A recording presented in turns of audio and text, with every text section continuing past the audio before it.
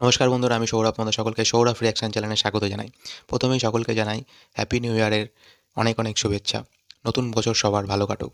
আজকে আমরা কথা বলবো দেবদার 2024-এর আপকামিং যে সিনেমাগুলো আসছে তার কথায়। 25 ডিসেম্বর দেবদার সাথে অতনু রায়চৌধুরী এবং অভিজিৎ সেন, যিনি প্রধান করেছে, তিনি আবার 25 ডিসেম্বরে একটা ছবি করতে চলেছে। নামটা এখনও জানা নেই।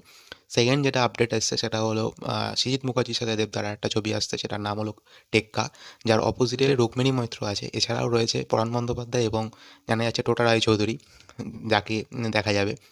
এরপরে যেটা আসছি সেটা হচ্ছে তারিখে, যেটার মানে অফিসিয়াল একটা পোস্টার টাইপের লঞ্চ করা হয়েছে। সেখানে দেবদার একটা ডায়লগও শোনা যাচ্ছে, তো তার নাম হচ্ছে খাদান। তো সেখানে দেবদার যে ডায়লগটা বলছে যে ফ্যামিলি নিয়ে ব্যস্ত আছে বলে কী ভেবেছিস, অ্যাকশনটা ভুলে গেছি। তো সেই খাদান পোস্ট যেটার শুটিং এবছরই শুরু হবে, 2024-এই শুরু হবে, এবং এটা কোন সময় রিলিজ করবে এখনও জানা যায়নি। এটার অপোজিটে থাকছে ইদিকা পাল এবং সৌমিত্রিষা, এই দুই নায়িকা, টিভি অ্যাক্ট্রেস, যারা টিভি অ্যাক্ট্রেস ছিল আগে, এখন সিনেমায় আসতে চলেছে। তো ইদিকা পালের সম্পর্কে যদি বলা হয়, তিনিও টিভি অ্যাক্ট্রেস। তিনি এর আগে প্রিয়তমা বলে একটা ছবি করে বাংলাদেশে সাকিব খানের সাথে ছবি। এবং সৌমিত্রিষা, তিনিও টিভি অ্যাক্ট্রেস এবং তিনি এর আগে দেবদার সাথেই অভিনয় করেছে, যেটার নাম হলো প্রধান। পোস্টারটা এটা কেমন লাগছে শুরুতেই বলে রাখি যে অনেক দিন পরে দেবদাকে যে এই যে ডায়লগটার মাঝখান দিয়ে সে কিন্তু অনেক কিছু জবাব দিল। মানে তুমি যদি খেয়াল করো, এটা দুরকম টাইপের একটা সিচুয়েশান থাকবে। এক হচ্ছে অডিয়েন্সকে ক্র্যাক করতে পারে যে ডায়লগ, সেটা খুব ভালো লাগে, তখনই মানুষ খুব হাইপ ক্রিয়েট হয়। যে যে ক্র্যাকটা জানে, অনেক দিন ধরে অনেক মানুষ বলে এসছে যে তিনি অ্যাকশন টাইপের সিনেমা করছে না, মানে সিরিয়াল টাইপের সিনেমা বানাচ্ছে, মানে ড্রামা, সে ভুলে গেছে, হ্যান ত্যান অনেক কিছু বলছে। তো সেই ক্ষেত্রে এই ডায়লগটা ওয়ার্ক করে। তো এটা যেমন একটা ব্যাপার, এবং এইটা ডায়লগটা হয়তো ছবির ক্ষেত্রেও ওয়ার্ক করবে, সেই জন্যই মানে বুঝে শুনেই ডায়লগটা দেওয়া হয়েছে। তার জন্য খুব ভালো লাগছে, এবং মানে একটা ভেতরে একটা মজাটাও লাগছে যে না, একটা অ্যান্সার দিয়েছে। তো আমি বারবারই বলে থাকি যে দেবদা একটা অ্যান্সার দেয় সবসময়, মানে চুপ থাকে তারপরে একটা অ্যান্সার দেয়, সেই টাকাটা খুব ভালো। আর যদি আসি আমার কথায়, আমি মানে অনেক সময় জিদ্দাকে নিয়ে যখন ভিডিও বানাই, তখন অনেকে ভাবে আমি জিদ্দার ফ্যান, এবং সেখানে ভাবে হ্যাঁ তুমি তো জিদ্দার ফ্যান। হ্যাঁ, এরকম ব্যাপার নয়। আমার সিনেমা ভালো লাগে এবং আমি প্রত্যেকটা অভিনেতাকে ভালোবাসি ও প্রত্যেকটা অভিনেতাকে সম্মান করি। এটা নয় যে আমি তাকে হেটার্স করি। এরপর হেটার্স কেন করতে যাবো? আমি যেমন কোনো প্লেয়ারকে হেটার্স করি না, যে মানে কোনো ক্রিকেট প্লেয়ার বলো, ফুটবল প্লেয়ার বলো, তাদের যেমন হেট করি না, তেমনই অভিনেতাদেরও হেট করি না। কেন হেট করতে যাবো? কিন্তু তাদের কিছু কিছু জায়গা, যখন কোনো একটা জায়গায় কোনো একটা ইয়ে থাকে, সেইখানেই আমরা কথা বলি। সেটা নিয়ে এমন নয় যে আমি তাকে হেট করছি, বা এমন নয় যে সেই মানুষটাকে আমি ভালোবাসি বলে তাকে নিয়ে 10টা ভিডিও বানাচ্ছি, বা তাকে আমি ভালোবাসি না বলে তাকে নিয়ে 10টা ভিডিও বানাচ্ছি, হেট করে ভিডিও বানাচ্ছি, এমনটা নয়। আমার চ্যানেল ওরকম ওই জন্য বানানোই না। আমার চ্যানেলের ডেসক্রিপশন দেখলেই বুঝতেই পারবে যে আমি লিখেই দিয়েছি যে আমার অভিনয়টা ভালো লাগে, আমি এনজয় করি, তার নিয়ে কথা বলি, বলতে ভালোবাসি, তাই বানাই।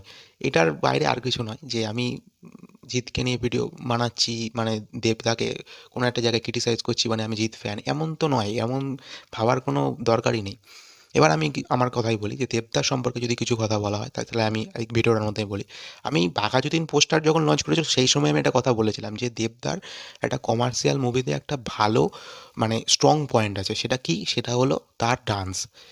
যে সময় তিনি আমাদের ইন্ডাস্ট্রিতে এসেছে, সেই সময় কোনো এরকম অ্যাক্টর ছিল না যে অ্যাক্টিংয়ের পাশাপাশি বা অন্য কিছুর পাশাপাশি ডান্সটাকে এরকম লেভেলে নিয়ে যাবে। আমাকে যদি পার্সোনালি বলো, তো আমি ওই মানুষটার ওই প্রথম, মানে অ্যাক্টিংয়ের থেকেও আগে ডান্সটাকে বেশি পরিমাণে প্রেফার করেছিলাম। যে একটা মানুষ এত সুন্দর ডান্স করতে পারে, তাও বাংলা ইন্ডাস্ট্রিতে। মানে অনেকে হয়তো বলে যে চ্যালেঞ্জ মুভির সেই যে ঘুরে দাঁড়ানো, যেই কলেজে ঢোকার যে মুভটা খুব লাগেছে, কিন্তু আমি যদি বলি আমার ক্ষেত্রে আমার ডান্সটাকে আগে প্রথমে ভালো লেগেছিলো। যে কলিযুগের কৃষ্ণ রাধা যখন গানটা হচ্ছে, তারপরে তখন পরাণ যায় জ্বলিয়ারে সেই গান বাজছে, তখন বলো না তুমি আমরা সেই ডান্স ফর্মগুলো, তা খোকা বাবু যায় লাল জুতো পায়ে, যে গানগুলো, সেইটাতে যে ডান্স মুভগুলো, এগুলো না আমার মনে আছে আমি যখন 7-8-এ পড়ি, তখন এই গানগুলো বিশাল পরিমাণে ট্রেন্ডিং ছিল। মানে দুর্গাপুজোতে বাজবে না এমন কোনো পাড়া নেই, এই গানগুলো বাজতো। এবং তার সিনেমা মানে একটা স্যাড সং, একটা মানে ডান্সের সং থাকবেই। তো এই জায়গাগুলো যখন একটা হিরো জানছে আমার একটা স্ট্রং পয়েন্ট এটা, সে যখন এটা ছেড়ে যখন ফ্যামিলি ড্রামা করছে, তখন তাকে আমি কোনোদিনও অসম্মান করবো এটা হতে পারে কখনো? তো আমি সবসময় সাপোর্ট করেছি। আমি সবসময় বলেছি সে অভিনয়টা শিখছে, সে লার্নিং করছে, অনেক ইমপ্রুভ করেছে। আগে যেরকম অভিনয় করতো দেব, এখন অনেক ইমপ্রুভ করেছে।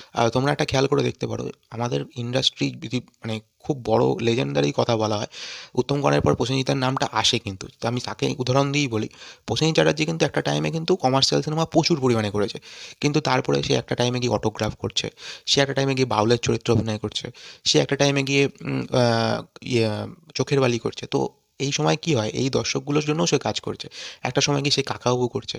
তো এই মানুষগুলো না অভিনয়টা খুব ভালোবাসে, তো এবার করতে করতে করতে করতে একটা টাইমে গিয়ে এরা চেঞ্জ করে, তাই বলে কি এরা ওই ওই টাইপের হয়ে গেছে এমনটা নয়। বা আমি এইগুলো তো একটা অভিনেতাদের একটা জায়গা যে তারা বিভিন্ন চরিত্র বারবার বারবার ট্রাই করে। এবং আমিও আমার মানে রিভিউতে বলি, বারবারই বলি একটা কথা, যে যে গল্পের মধ্যে কোনো গল্প স্ট্রং পয়েন্ট থাকে না, বা শুধুমাত্র গল্পটা হিরো কেন্দ্রিক হয়, সে গল্প আমার ভালো লাগে না, বা অভিনয়টা হচ্ছে না, সে গল্প আমার ভালো লাগে না, আমি বারবারই বলি। তো দেবদার এটা ইন্টারভিউতেও দেবদা সেটাই বললো, যে আমি ডান্স বা মানে ইয়েটার ক্ষেত্রে ডান্স বা অ্যাকশনের দিকে ফোকাস করছি না। যদি কোনো স্ট্রং গল্প থাকে সেটাকে আমি বারবারই ফোকাস করি। মানে যদি স্ট্রং গল্প, সেটা অ্যাকশন হতে পারে, অ্যাকশন মুভি হলে খুব ভালো কথা, হ্যাঁ, তাতে ডান্স থাকলে আরও ভালো কথা, কিন্তু গল্পটা যদি আমাকে ভালোবাসায় তাহলে আমি কাজ করব। তো এটা আমারও কথা, মানে এটা হয়তো প্রত্যেকটা মানুষেরই কথা, কিন্তু সবাই সবসময় সব কিছু পেয়ে ওঠে না। হয়তো গল্পটা স্ট্রং হয়, হয়তো তার মধ্যে অ্যাকশন থাকে না, হয়তো অ্যাকশন থাকে তার মধ্যে গল্প থাকে না। তো এটাই। তো আমার একটাই বলার বক্তব্য, যে আমি কাউকে নিয়ে কথা বলা মানে এটাও নয় যে আমি তার ফ্যান। আমি সবার ফ্যান, আবার কারোর অন্ধ ফ্যান নই। এটা আমি বলতে চাই যে আমি সবার হয়তো ফ্যান, কিন্তু অন্ধ ফ্যান নই। যদি কোনো একটা জায়গায় মনে হয় যে এটা নিয়ে কথা বলা দরকার, আমি বলি। তাই জন্য আবার এরকম নয় যে এরকম ভাবার কিছু নেই। তো আজকের ভিডিওটা আমার এই কথাগুলোই বলার দরকার ছিল। তো আমার খাদান সিনেমার পোস্টারটা বা যেটুকু এসে আমার খুব ভালো লেগেছে, ইমপ্রেসিভ লেগেছে। হ্যাঁ, খুব ভালো লাগছে, এবং যাই বলার মানে এবার দেখা যাক সিনেমাটা ঠিক কোন সময় আসে। তো তোমার যদি চ্যানেলটাকে ভালো লেগে থাকে, তোমরা চ্যানেলটাকে লাইক করে দিও, শেয়ার করে দিও, সাবস্ক্রাইব করে দিও, এইটুকুই। Thank you.